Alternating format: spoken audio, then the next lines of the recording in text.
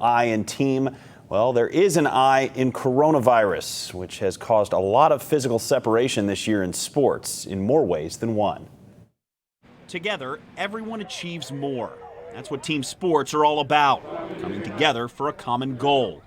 Except this year, the goal is to stay together apart, 6 feet apart. Get behind the yellow line, space out! In order to make sure athletics are complying during a pandemic, the OHSAA hired COVID-19 observers. We send out 100 observers throughout the state each Friday night, work with the athletic administrators and just kind of go through protocols to make sure they're being followed. Those protocols include everything from no sharing of equipment to no physical contact. All schools were required to specify a compliance officer, usually the athletic director.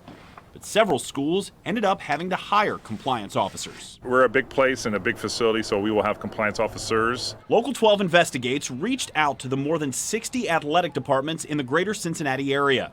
Half responded to having been observed by an OHSAA compliance observer, and 100% of those involved at least one football game.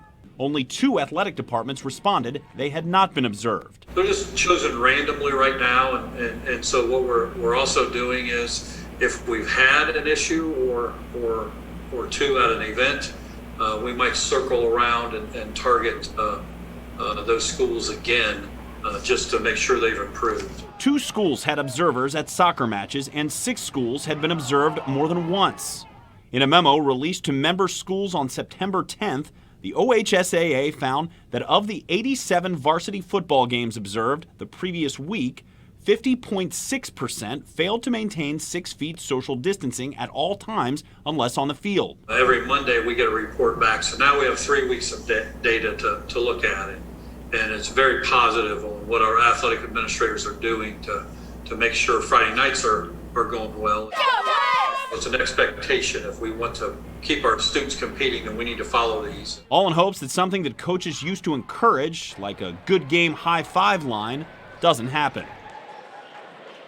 Now, the OHSAA sends out a statewide report to all member schools every week, reviewing how many schools overall passed or failed. Despite more than a dozen schools failing each of the 6 main categories, the OHSAA told us no school has had to forfeit a game.